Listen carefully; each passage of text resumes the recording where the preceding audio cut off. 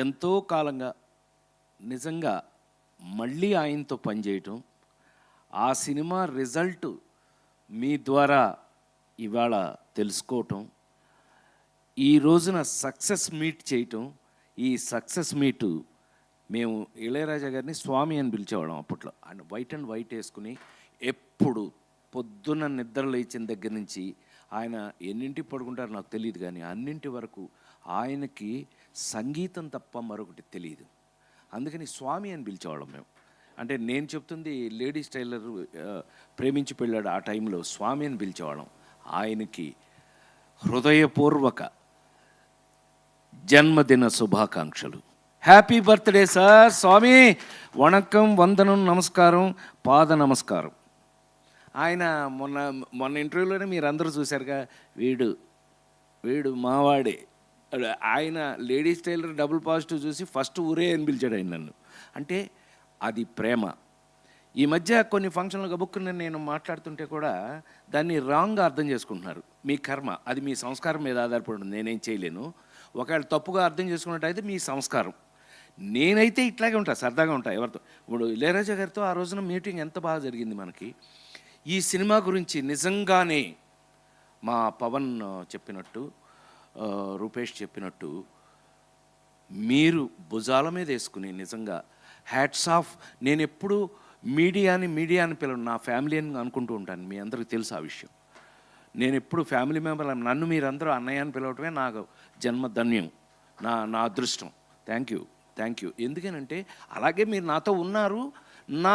నా నిజమైన సక్సెస్ని ఇవాళ 2 నిమిషాలు ఎక్కువ మాట్లాడతానేమో తెలియదు, కానీ ఈ పిల్ల ఇందాక నుంచి కల్చరల్ బ్లాక్ బస్టర్ అంటుంది. ఇంకొకసారి చదువు మళ్ళీ. It is not cultural, it is cultural. ఇంకొకసారి చూడు, మళ్ళీ వస్తుంది. Amazing sir. ఎస్, ఇప్పుడు నాకు అలాగే కనిపిస్తుంది. ఇప్పుడు ఒప్పుకుంటావా నేను బాగా చదువుకున్నాను నేను?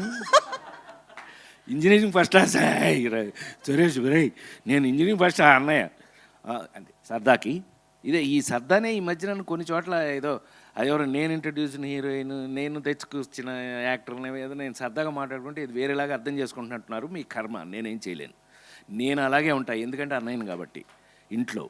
ఏమన్నా నిజంగా మీ అందరికీ నేను మీ అందరి ముందు ఐఎమ్ కన్ఫెసింగ్ మై సెల్ఫ్. ఏ సినిమా యాక్టర్కైనా ఏదో భాషలు మనకెందుకు, మన భాష తీసుకుంటే ఏం తమ్ముడు, మన భాష తీసుకుందాం.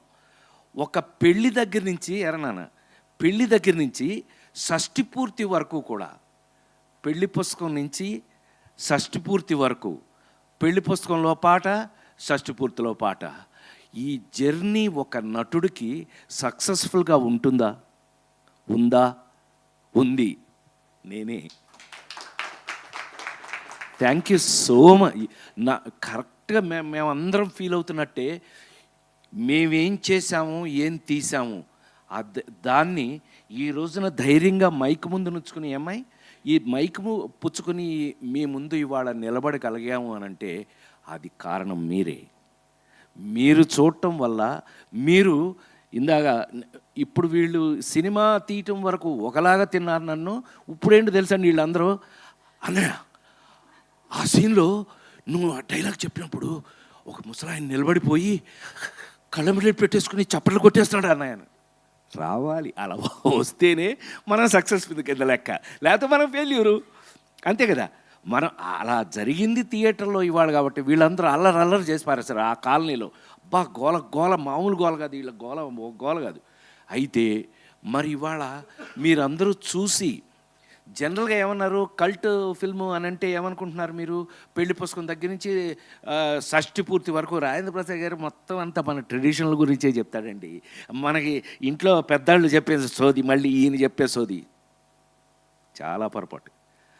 లేడీస్ టైలర్లో నేను చేయని గోల, పెళ్లి పుస్తకంలో నేను చేయని గోల, షష్ఠి పూర్తిలో వీళ్ళు చేయని గోల, మామూలు గోల కాదని మీరందరూ నీ పేరుతో పిలవట్లేదు చూసుకో, చివరికి నీ పేరు పోయింది.